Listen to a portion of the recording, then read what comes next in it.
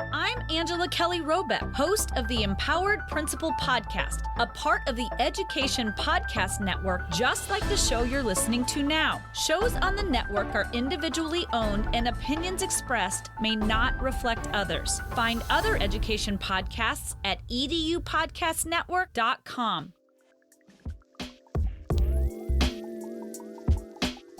Hello, everybody, and welcome to another great episode of My EdTech Life. Thank you so much for joining us on this beautiful and wonderful Friday morning, or it could be afternoon or well into Saturday, depending on where you are joining us in the world. I appreciate you joining us and making us part of your day and part of your listening pleasure. As always, from the bottom of my heart, thank you so much for your continual support. Thank you so much for all the likes, shares, and follows. For all of those of you that have subscribed to our YouTube channel, thank you so much. Subscribing to our podcast, I really appreciate that. And we are also thrilled, as always, that we can bring value to your network as well, as we have some amazing conversations in the ed tech space and, of course, in the creator space. So thank you so much for that. And today I am really excited. Today we have a wonderful set of guests that we have here. And I'm thrilled about today's conversation because, as you know, EdTech is my passion. And as EdTech continues to improve at light speeds now, it seems there's always something that is great and wonderful and something that can be very helpful, especially to our schools and our school districts and affecting them in a positive way and affecting our students in a positive way. So I'm really excited to welcome alongside here to the show. And we've got Scott Prescott and Dr. Clark Hayes here on the show. Good morning. We'll start off with Scott. Scott, how are you doing this morning? Great. I have an almost 7-year-old daughter, so I'm trying to get her to camp. Is a fun challenge, and then the easy part of the day starts. Is trying to you know help grow alongside. But I'm doing great. Thanks. Excellent. Well, thank you so much, Scott. And Dr. Clark Hayes, how are you doing this morning? I'm doing very well, thanks. And thanks for having us on and trying not to melt here in North Carolina. It's been pretty hot Oh, recently.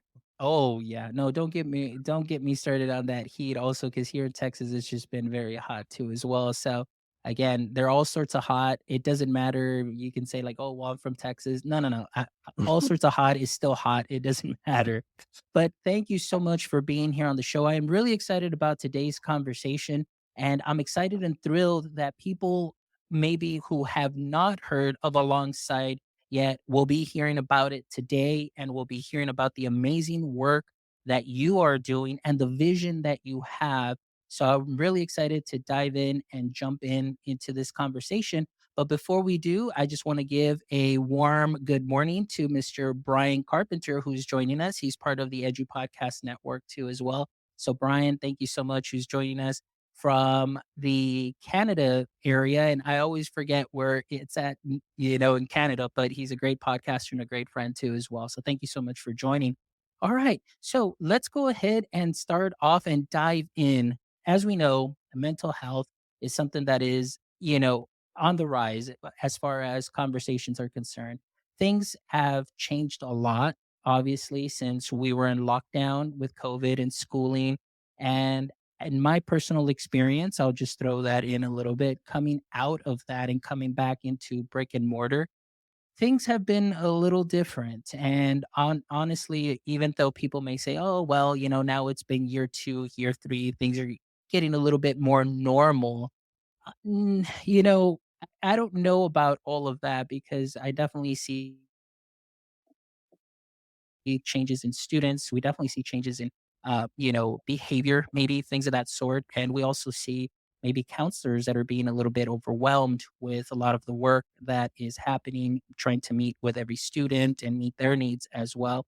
And we know that that could be very tough. So when I heard about Alongside through Daniel Lopez and his podcast, and Daniel's been a guest here on the show too as well, I was really excited to hear about the work that you're doing.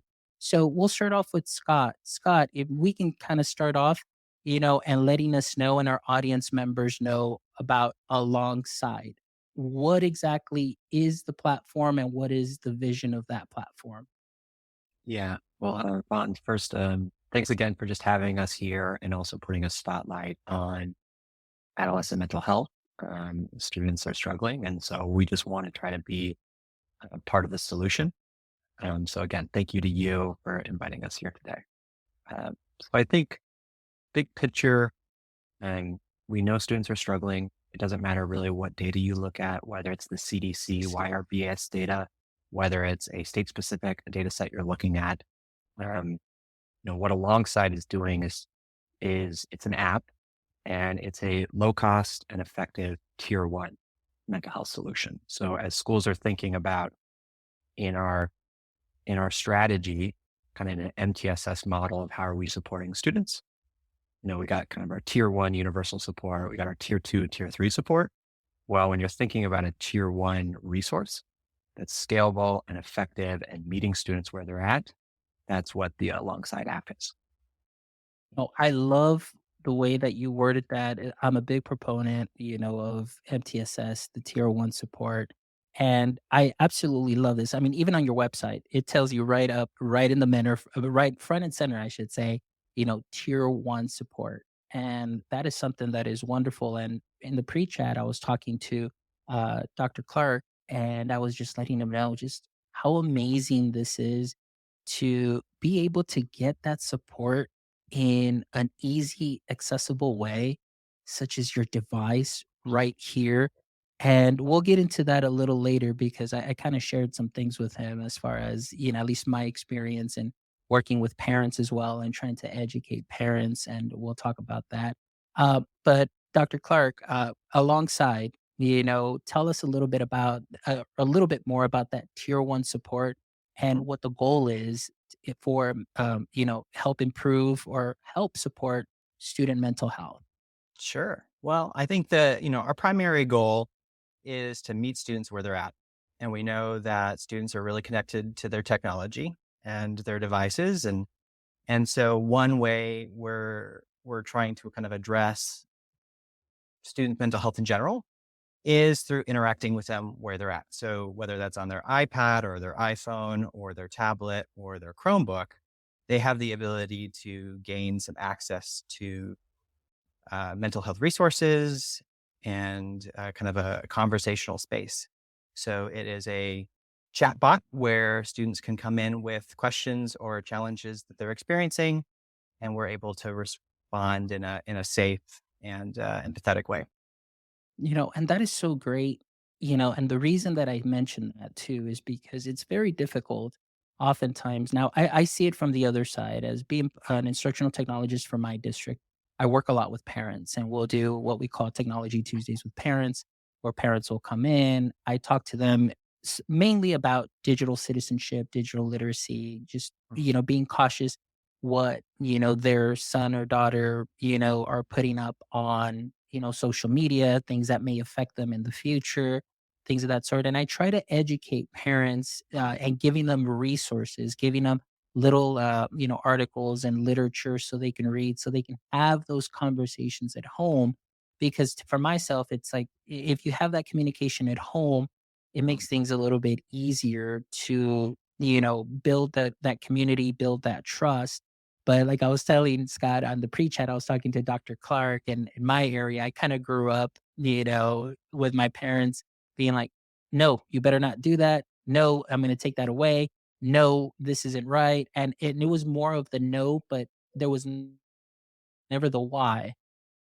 And so I know that that could be very difficult at times with, coming and speaking openly to your parent saying like, hey, these are some of the struggles that I'm going through. But when I saw the app and I tried it out, I was like, this is something that is wonderful, low barrier to entry, but with so much wonderful content for the student to be able to dive into and find something to help meet their needs in a safe space per se without having to, you know, go and talk to a parent. Maybe they don't feel comfortable yet, but this could be something that can help them and then, go ahead and have those conversations and so on. So I absolutely love that. So I hope that all of our listeners will definitely go and check that out. I know that I'll be sharing the link here in the chat, but I'm really excited about that. So, talking about that, as far as device agnostic, being able to go using any device, that's a big plus. So, for school districts that are out there that are kind of like, well, we don't have those devices or iOS devices, it's device Mhm. agnostic and you can access on anything. Now, I want to ask, with this app, how do you see this, or maybe through some of the experiences that you've seen districts use, how has this helped the school staff as far as, with we're talking about Mhm. counselors, administrators, and Mhm. teachers that are like, quote unquote, we say in the front lines Mhm. seeing this? Mhm. How has this been able to help? Yeah, I'll take this, Fonz. So part of my responsibility is that alongside is working directly with our school and district partners. And so oftentimes where we start, sometimes it's at the superintendent level. Sometimes it's at the assistant soup or director of student services level. And what they're really looking for, they're like, we know students are struggling. We're looking for this resource that not only are students going to like and want, but also something that's helping our counselor. We're really struggling right now. And so I'm sure all listeners to this podcast are probably aware that the ASCA, the American School Counselor Association ratio, or recommended ratio is 250 to 1. It's 250 students to one counselor. And the national average in America right now is 408 to 1. And so, for our perspective, we're constantly thinking about how do we make this an app that students love? 90% of students who use the app report that they really enjoy it. And school counselors, what we're trying to do is we're trying to save them time. And so all our counselor staffs are saying, hey, you know how we usually spend 90% of our time on 10% of students, those frequent flyers? Hmm. Well, now frequent flyers are using the app. And counselors are coming on Monday morning where they're usually reserving hours to work with their frequent flyers. And they're like, those kids are like, actually, I'm talking to the llama. I'm good. And so those counselors are saying, I got my time back so I could start working and focusing on things I never actually get to go. So that's what we're hearing and what we're excited about. And that really excites me, Scott, because as we know, coming from December on out these past 6 months, talking about Mhm. AI, and we've seen so many platforms and countless guests that I've had and on the show. Really, what I've seen is what they're trying to do is really give teachers the time back. And in this case, hearing that you're giving counselors that time back too as well is very important. There is a creator that I follow on TikTok. She was a former counselor, Ann Sutter. And when I heard her podcast and her story, like you mentioned, the average is 408 right now per Mhm. counselor. She says she was dealing with 650 students, in that particular year.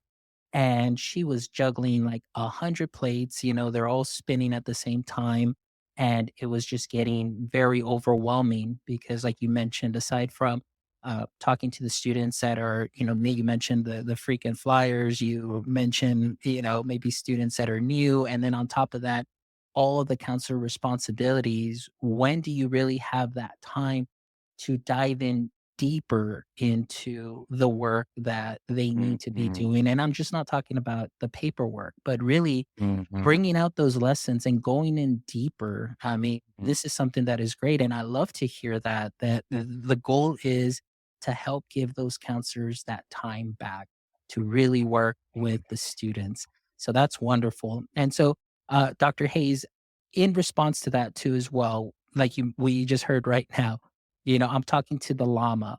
Tell us a little bit about what alongside can do and how it integrates that part of it, that mental health site that students can access, how that kind of ties in still to that additional support that counselors can offer.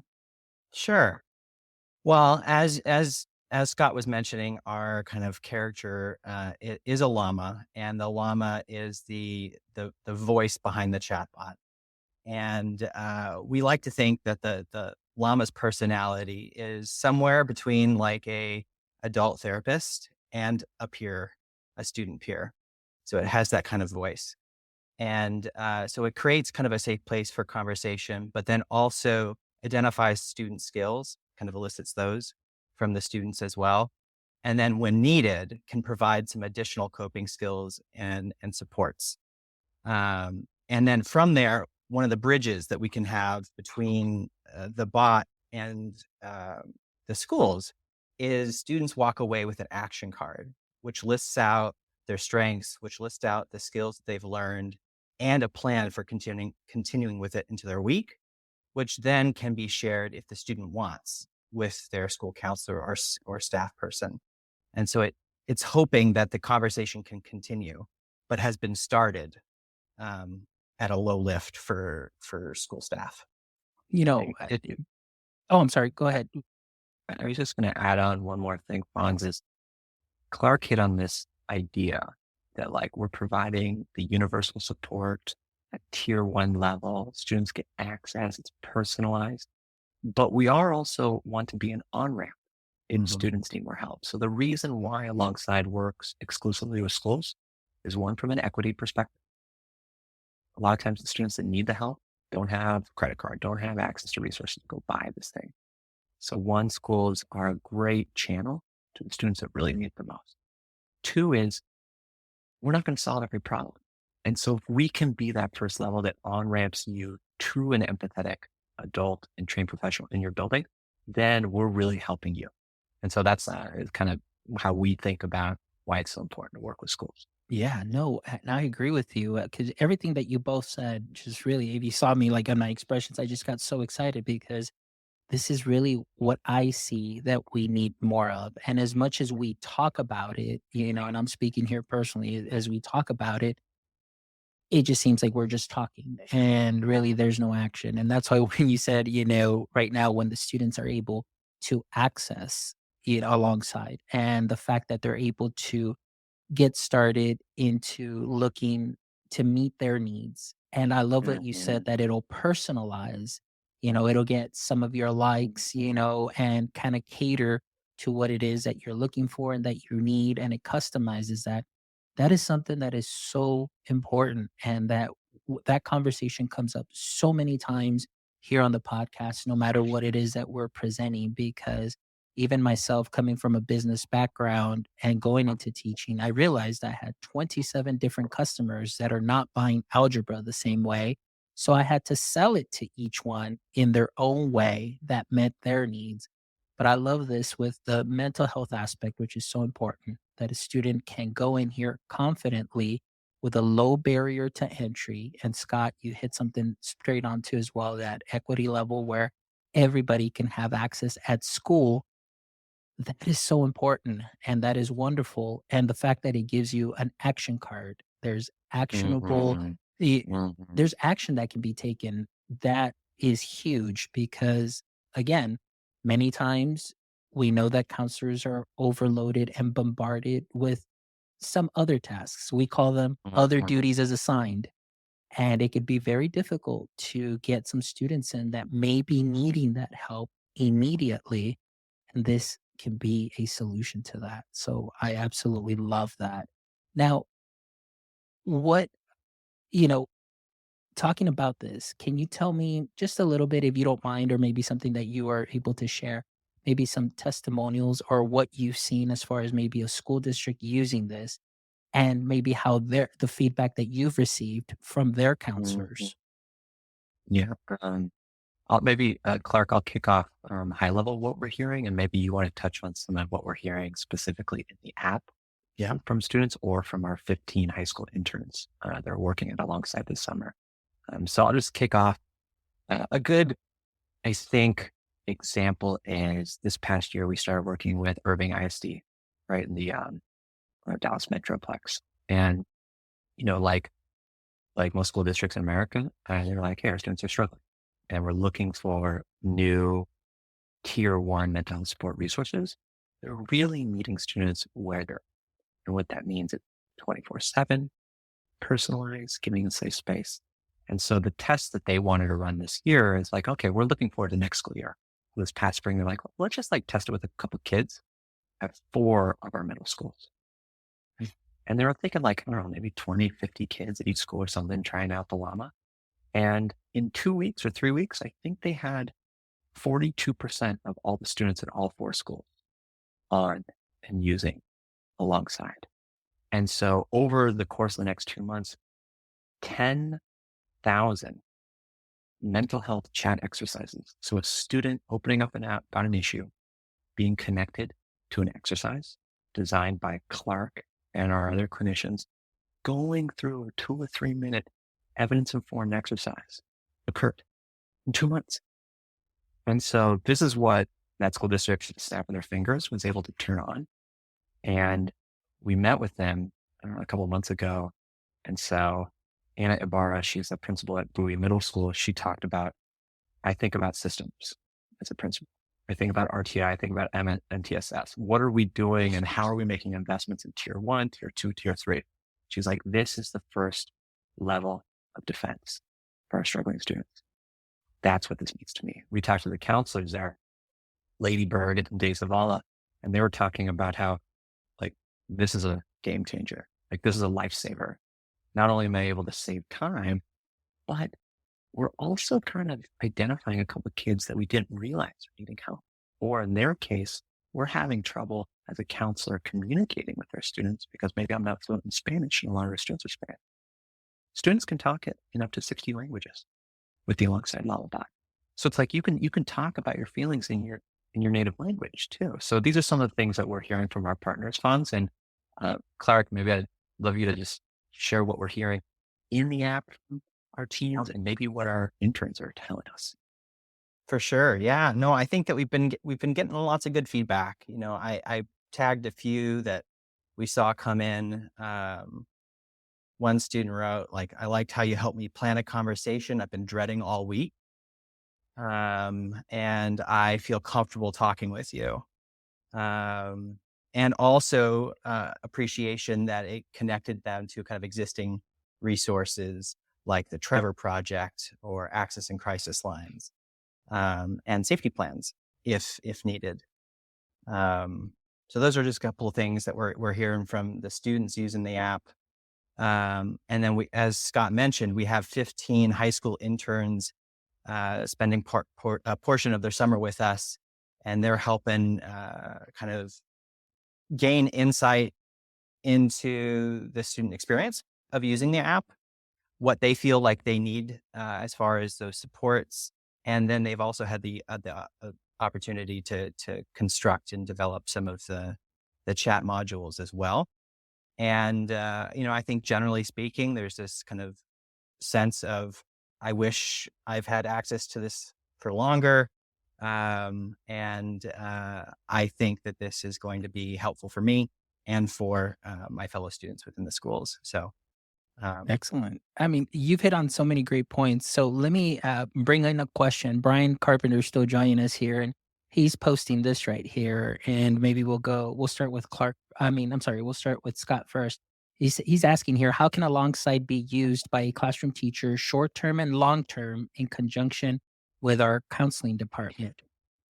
Yeah, great question, Brian. So I'll share what we're hearing from our classroom teachers. So we've talked to a lot. So we're not only working with counseling departments, but classroom teachers. And what our classroom teachers tell us is that, like, we want to help our kids, but we're also looking for something that doesn't compete against instructional time.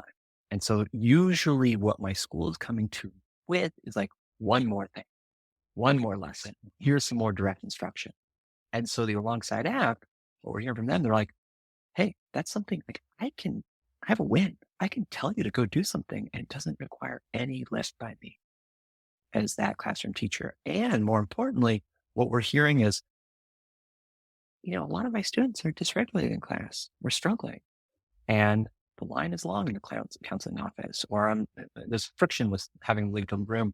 I'm actually using part of my classroom as like, just go on your Chromebook, go on your iPad. Maybe if you have your phone, just chat with the llama for 2 or 3 minutes, come and re-engage with class when you're done. So those are what we're hearing in the short term. I think what we're also hearing, and there's more a little bit of long term, is sometimes there's friction between classroom teachers and counselors. Are we pulling out kids? Are we keeping them in class? Are we really? And so we're actually finding it as like this really helpful bridge between these two departments that have slightly different priorities, but like, let's all be on the same page of kids want to get mental health support that's personalized it's accessible, and feels safe and confidential. And let's give it to them. And so that's a bridge that we're helping grow there too. So hopefully that answers that question a little bit. Yeah, absolutely. That it was just so spot on. And Brian also had another question. He was talking about subscriptions. Is there a classroom subscription compared to a school subscription, or I guess district subscription? Yeah, currently we're just doing more of like typically it's a school based rollout. Some schools are starting and they're still wanting to dip their toe in, so we're doing like partial school rollouts. Sometimes that's a good like test in your first year to be like, hey, we're just working with our ninth graders or something like that. So um, I think the simple answer to Brian is we work with the schools, either a district thinking about a school or a school principal and their teams, and then just having a conversation about what their goals are and making sure we have the right partnership in place. Perfect. Excellent.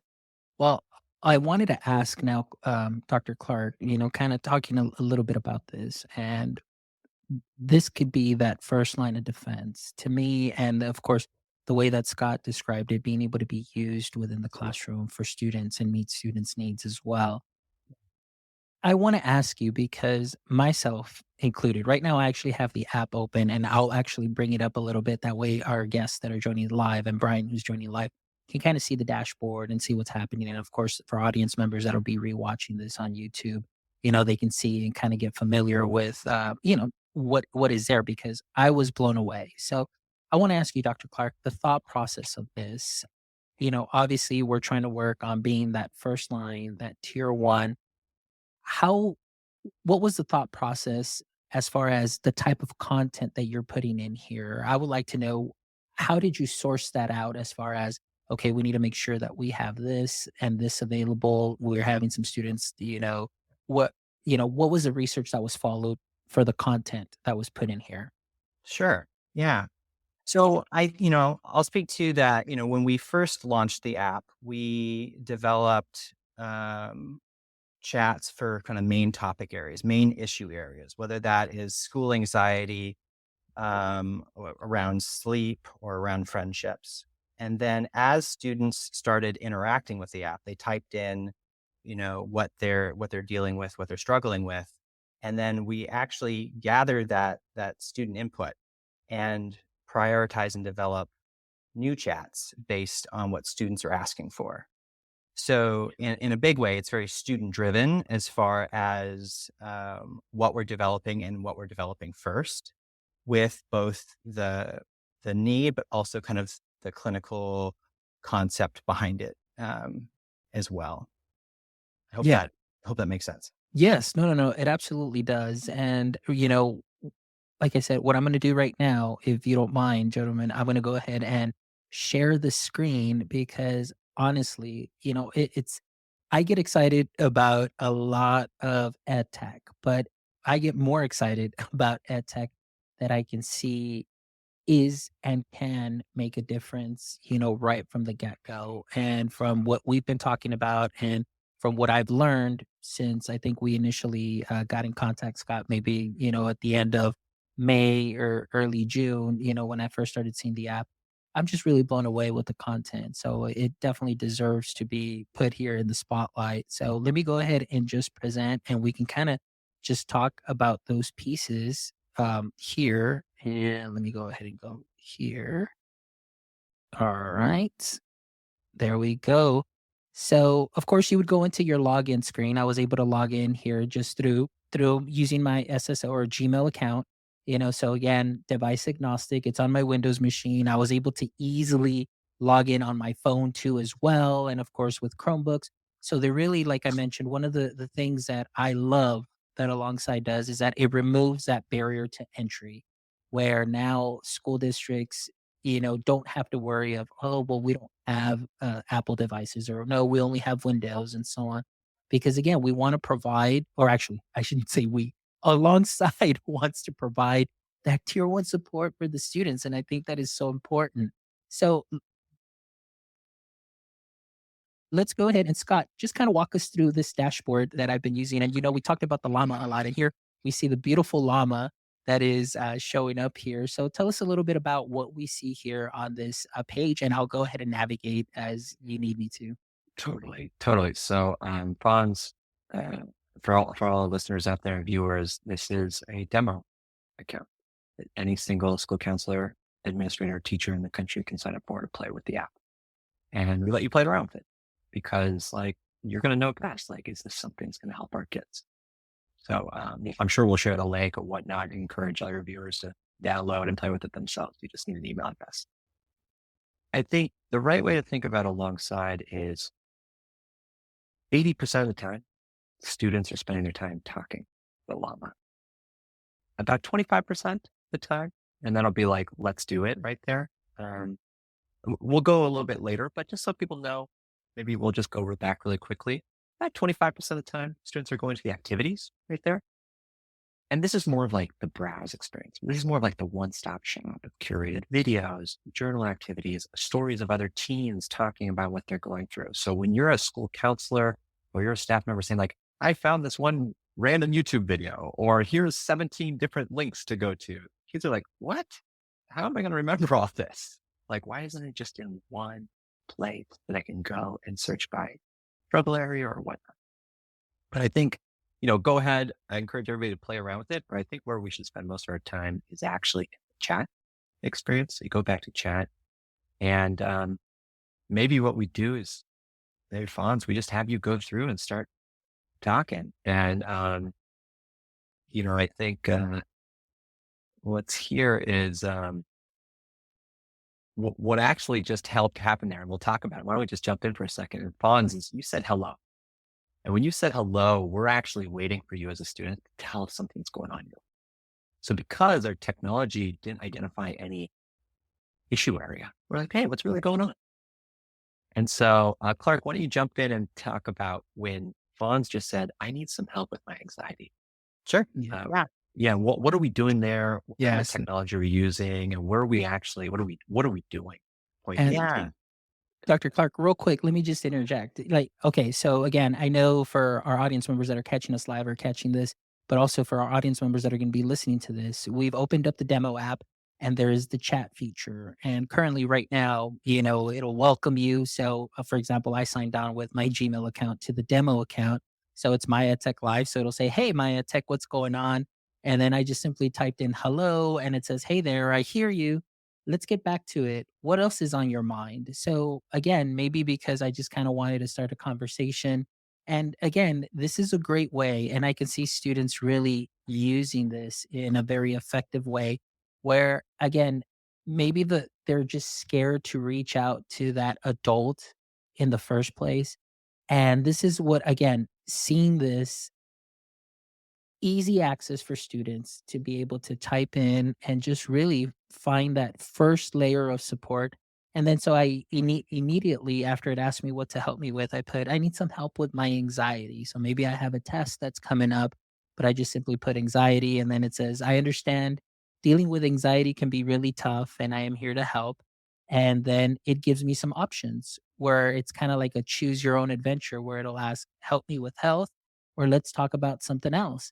So, Dr. Clark, walk us through this process and the way that alongside just kind of helps us as a student, if I was in this role or even as an adult using this, would be able to feel at ease and comfortable to open up and be able to find that help that I need. Yeah, for certain. So, within a single kind of chat experience that alongside a couple of different resources are being used, the vast majority of the interactions that you're having within the bot are designed by our clinical team, written scripts. But when you first start out with a chat, we have two additional things that are working behind the scenes. One is our proprietary our model, our AI model, right? Which is right now functioning as our issue detection. So it's listening to what you're saying and trying to figure out which of a list of categories are you bringing up right now. So you brought up anxiety. So it's detecting that it's an anxiety issue or a health issue.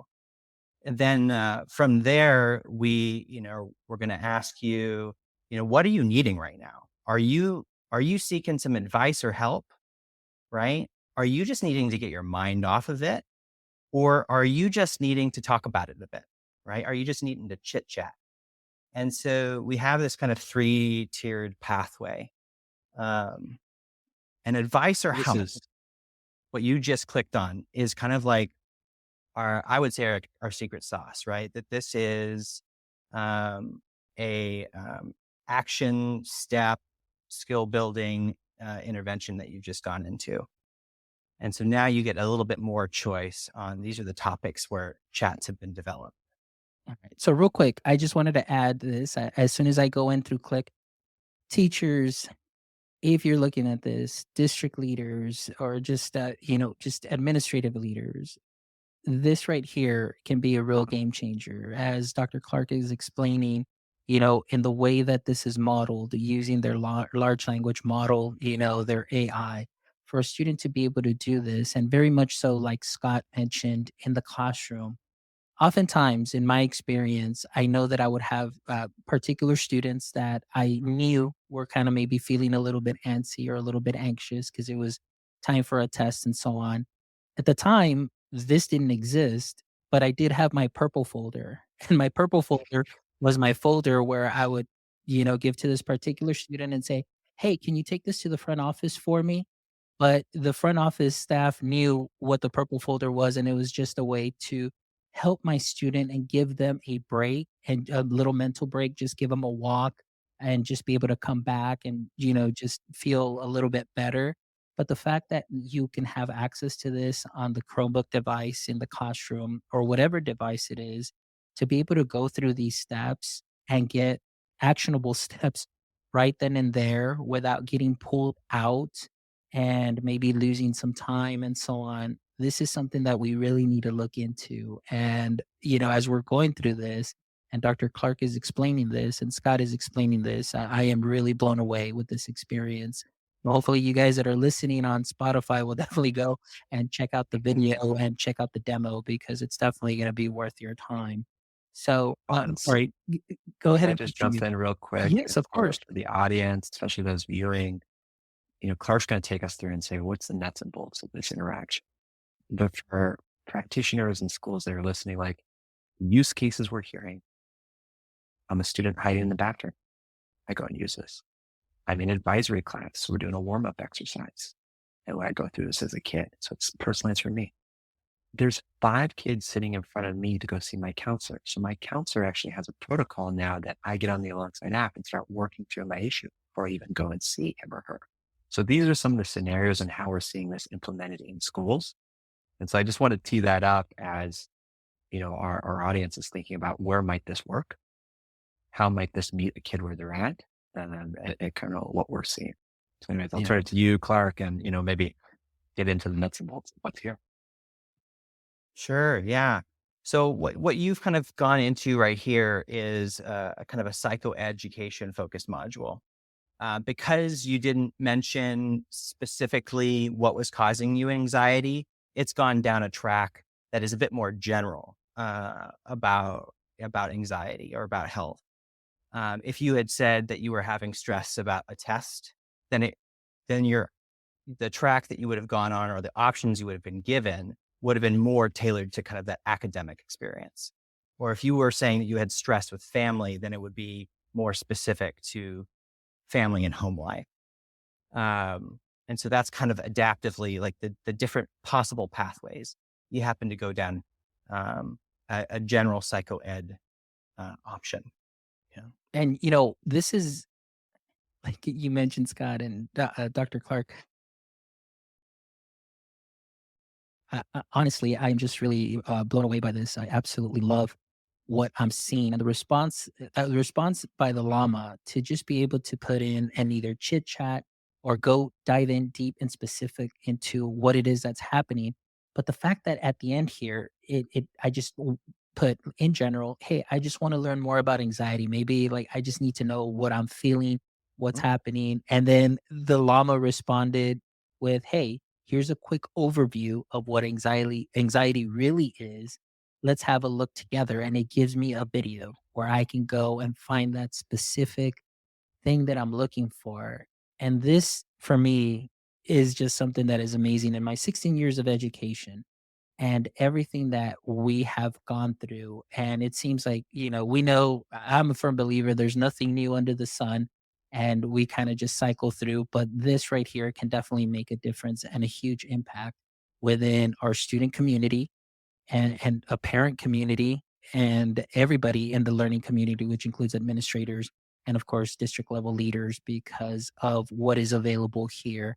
And so this is really a game changer, gentlemen. I'm being very honest, and the Mm. fact that I can see this as a use case here in our district and in any district, I'm glad that you put this product out, because this is something that is very much needed. And the what it's offering for the students, and that getting that immediate support, it's wonderful. And the way that it ties into, obviously, we talked about the school leadership, and the experiences that you've had have been great.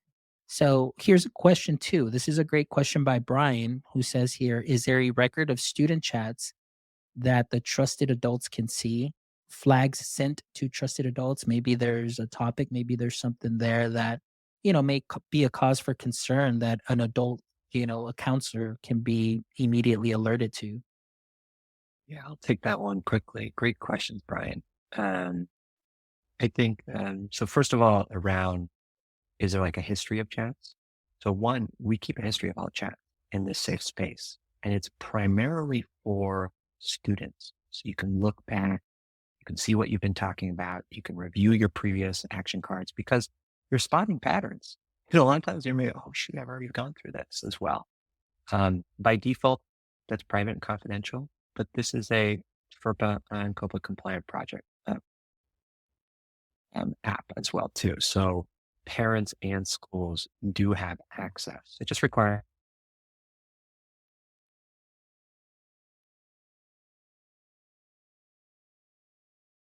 but if there's any reason to look into access, parents and schools do have access. I think that's one. Two is, if there's any severe issues that the students opening up about, coming back to some of the information that this community is probably well aware of. The CDC Youth Risk Behavioral Survey, as of 2 years ago, said 20% of high school students in America are experiencing suicidal ideation. One in every five high school students thinking potentially about hurting themselves, either passively or actively. We see much smaller percentages of kids actually opening up in the app about this. But if a student does open up about thoughts of hurting themselves, thoughts of hurting someone else, or abuse, we have safety protocols that kick off. And these were developed in consultation with the Columbia Lighthouse Project.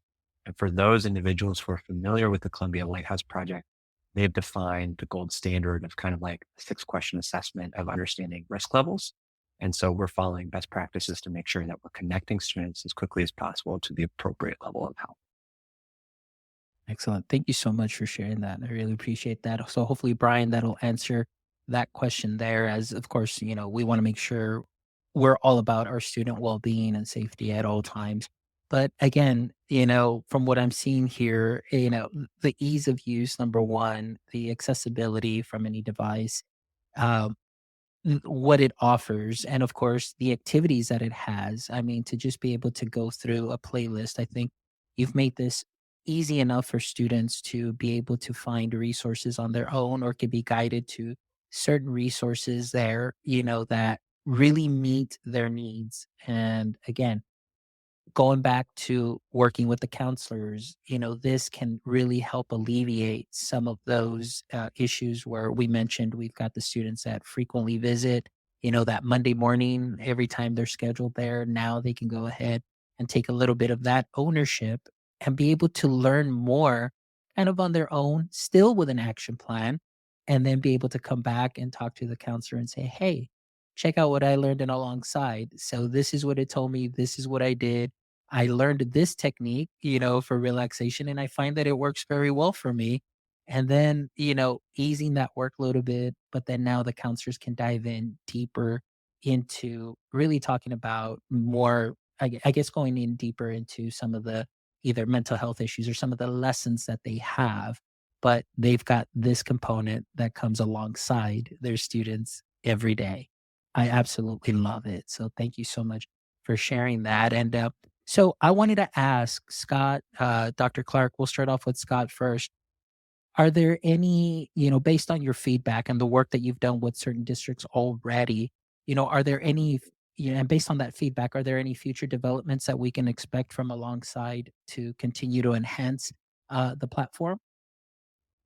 Yeah, I'd say our overarching priorities is how do we continue to do a better and better job of meeting students with the mental health support that they want. And that idea of want is a really, really important one. We all know people need things. People need curriculum. They need help, need support. But when we're diagnosing why something's falling flat, why a lesson isn't working, why something, you ultimately have to go back to like, is this what someone wants? So alongside it's focused on personalized 24/7 safe space. So just continuing to make that a place that's safe and resources that students want. I think that's priority area number one. Our 15 high school interns are literally, I think, in 2 weeks' time, they're delivering product pitches to our company. They've each researched like ideas of improvement and they're going to pitch to our company, like, let's do this. What if the llama does this? These kinds of things. And I think on the second side is how do we save counselors and staff time and help them achieve their goals of spending more time with students, being excited about their job and whatnot. And we're already making such inroads in that, but I think continuing to work with our partners and say like, what's the best way of doing this and saving you 30 minutes a day instead of 25 minutes a day and just being a tool that's really like your co-pilot or your assistant that's getting you time back to spend more time on other things you need to do. So those are the two big investment areas. I love that. I love that. Dr. Clark, how about on your side as far as, the resources that are available to the students? Any developments there as far as, maybe based on feedback, improvements that we can look forward to, maybe in this coming year or maybe in the months to come? Yeah, for certain. So every month we're putting out new chat modules that respond to different issues. And at the same time, each month we're reviewing all of our existing chats and updating them based on student feedback and different things that have come up kind of clinically. And then in addition to that, we're also really trying to expand our ability to continue the conversation with a student, get on a given topic, and how to support new habits or applying those tools in their day-to-day life. So right now we have focused on building, but then now we're looking more to like habit formation and like long-term preferred changes in behavior. That's another area of interest and development for us right now. Excellent. Well, I am really excited. Thank you so much, Scott, for being here. Thank you so much, Dr. Clark. This has definitely been an insightful conversation. And really, I am really excited and thrilled about what it is that you are doing, seeing the problem, or the big problem or the big issue that we have in many schools today, and finding a solution. Again, easy to access, low barrier, device agnostic. And the fact that as a school, if you get this subscription, students can log in from home because they have their account. Maybe they don't want to do anything at school, but maybe they have an issue on a weekend. Maybe they have an issue when there's no counselor around. The fact that you're able to get that help immediately and find a tier one, maybe possible solution where you just have a simple conversation like we just demoed here, and you're able to learn about yourself and what's happening, maybe through anxiety or any other issues that may be happening, is a game changer. Like you mentioned, giving counselors their time back and being able to focus on all students, and give them that same attention also as well. What I loved about this, Scott, too, as well, that you mentioned is the fact that students can do this in the classroom rather than oftentimes the teacher like, hey, you need to go, you're causing, and I've been there. It's like, hey, you're a Yeah. little hard to handle right now, but Yeah. hey, you know what? Get on your device, get on the Chromebook, and let's see what we can do with alongside. And like you said, in the classroom, 3 to 5 minutes, maybe the student is like, okay, this is exactly what it is that I needed, and you're Yeah. ready to go. And also gives an action plan. And so this is hitting on so many different levels that I can see this just being something holistically, something that is great for not only the classroom itself, but for a school and a district altogether. So thank you so much for the work that you're doing, the thought process, the designing of this, and with the overall arching goal that you have envisioned. I definitely see alongside going a long way. And of course, coming alongside many students near you in your districts for sure. So, Scott, thank you so much. Dr. Clark, I really appreciate all your insight. But, gentlemen, before we go, and I don't know if you're familiar with our podcast, we always love to end the podcast with 3 questions. So, just to kind of set you up, because just in case you weren't familiar with this part of the segment, question number one, just to give some context, Superman was weakened by kryptonite. Okay. So, Mhm. kryptonite was that pain point for Superman. So we'll start off with Dr. Clark. Dr. Clark, I want to ask you, in the current state of education and in the mental health side of it, since this is more on your side, what would you say is your current edu kryptonite? Sure. Yeah, it seems very applicable to a person named Clark to be talking about kryptonite. Um, I uh, I would say the biggest kryptonite is to to come up with the best way to design an interactive experience that feels comfortable and accessible for a wide range of students, middle school and high school. So I think that a creative way that meets everyone where they're at Mhm. is definitely an area of challenge that I think we're overcoming. All right, perfect. Thank you so much. Scott, I'm turning it over to you. What would you say is your current edu kryptonite? And I just want to make sure I understand the question correctly. So is it like the kryptonite that's solving an No, ill or challenge, or it's more like, the thing that weakens that's me, the one, right? Scott. Yeah, yeah, yeah, yeah, The yeah. thing that Got it. weakens Okay. you, maybe whether it's, Oh, a 100%. phrase or a practice Yeah. that you're kinda like, "Ugh, it just causes me to." 100%. It's trying to do too much, trying to do too much and focus on too many things. Like I've seen people who can multitask and go from one thing to another. I mean, I will slow down into a grinding stop. Mm. I think for me, especially here at alongside, it's just trying to stay focused on one, maybe two things, and just focusing there and trying to remove the distractions. Too Perfect. much is my kryptonite for sure. There you go. Excellent. Great answer. And before we go on to the next question, I just want to add Brian's comment here. It says, so good. Appreciate the work that you are doing for students. And he says, up here in Canada, we got lots of mental health issues going on. Mm. So, Brian, I would recommend you get on Twitter, connect with Alongside, and connect with Scott. Also, he's on Twitter, and maybe you can get a conversation going and see what can be done. So, definitely recommend that. All right. Question number 2, and this time we will go ahead and start with Scott first, is if you could have a billboard with Mm. anything on it, what would it be and why?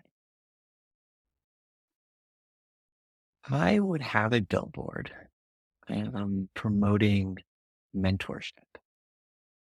It's school-based mentorship. So I volunteer every Thursday at a local school district here in Providence, Rhode Island, and I work with a young man, and we play basketball, we play video games. I'm just like his reprieve, and I'm something consistent in his life. And so I know recruiting mentors is difficult. The impact is huge. So I think a billboard promoting school-based mentorship and getting people who are in schools coming in 30 minutes, 60 minutes a week that spend time in a young kid's life would be awesome. Great. Great answer. Thank you. That's very unique. I haven't heard that one. So thank you for sharing that. Dr. Clark, how about yourself? What would your billboard say and why? Yeah, I think if I was to have an opportunity to put a billboard together, it would have to incorporate ways of bringing humor into everyday life and sharing humor between people. I think that there's a lot of mental health strategies out there, and I think one of the most simple way is sharing a laugh. And so it would say something along the lines of the importance of sharing a laugh, and then maybe a cute animal and just like some sort of cute phrase like "What's up?" Yeah. Just like ways of sharing laughter between friends. Love it. Great, great answer. And actually, I was thinking the billboard could just say, "Hey, share a laugh," and like you mentioned, just have that design in the background. I absolutely love that. Great. All right, and the last question, and this time we'll start off with Dr. Clark. The last question is there a hobby that you have, or maybe a favorite activity that you have that if you could, you could turn that into your profession? What would it be? Yes, there is, and I have hope that it will be my next profession after counseling work. And my dad and I started scuba diving when I was 12 years old, and so my next career, maybe early retirement, like kind of a working retirement, is definitely to be a scuba instructor for teens and young adults. Awesome. Great. I love that. That's the first time we get a scuba diver in here. So that's great. Thank you so much for sharing. Scott, how about yourself? A hobby or profession that if you could turn into a professional career, what would it be? Maybe like a 6-year-old soccer coach. Probably be what I'd want to do. I guess maybe coaching soccer or just coaching little kids. I think in general and anything, it's something I've done for the last couple of years with my daughter. And I don't know, I think I'm pretty decent at it. And it's just like, it's fun to be present with Yeah. kids who are kind of like not yet at that competitive age. And therefore, it doesn't matter if it's soccer or basketball and whatnot. It's just about like, we're here to learn how to have fun or listen, So if there was a career in basically full time coaching, 4 to 6-year-old kids playing sports, maybe that's what I'd want to do. Perfect. That's wonderful. Well, I do want to give you some insight. I do have a former student of mine, great soccer player here in this region. Her dad is well, he's a part-time, I guess, part-time, full-time soccer coach. He has his little soccer academy. Well, actually, not little, big soccer academy that he runs, in the after school hours and everything. So that's what he's doing too as well. So hey, maybe there is something to that as the popularity of soccer is continually to increase, at Yeah. growing rates around here, around everywhere in the world. So yeah, you never know. I could definitely see that. Well, thank you again, as always, for being amazing guests. Thank you so much for sharing your heart, your work, and your passion with us through alongside too as well. Continue the work that you're doing because you definitely have something great. And I am excited to hear about all of your success stories that you've had. And I'm also excited to hear that here a local Valley area school that neighbors our district is jumping on alongside. And I definitely am going to probably be reaching out to them here locally just to see how things are going because this is something that needs to we need that help. There's no other Yeah. way of putting it. I'm just going to be honest. We definitely need that help. And with a tier one platform like yours, we can definitely do some great things and give that access to our students that normally wouldn't have access. So thank you for the work that you're doing alongside. I really appreciate you all. And for all our audience members that watch this live, or will be rewatching this on the replay on our webpage. Thank you, as always, from the bottom of my heart for making my EdTech life what it is today. Please make sure you go to our website at myedtech.life, where you can check out this amazing episode and the other 211 amazing episodes with educators and creators that you can take some knowledge nuggets from and sprinkle on to what you are already doing great. And if you'd love to be part of our mission, you can go ahead and visit our merch store as well, where you can get yourself some My EdTech Live swag. And as you know, all of that goes back into our show so we can bring you some amazing guests and amazing conversations. And again, just to get you excited about what is happening in education, what other companies and platforms and people are doing to help make our education space a lot better. So thank you as always from the bottom of my heart. And my friends, don't forget, until next time, stay techie.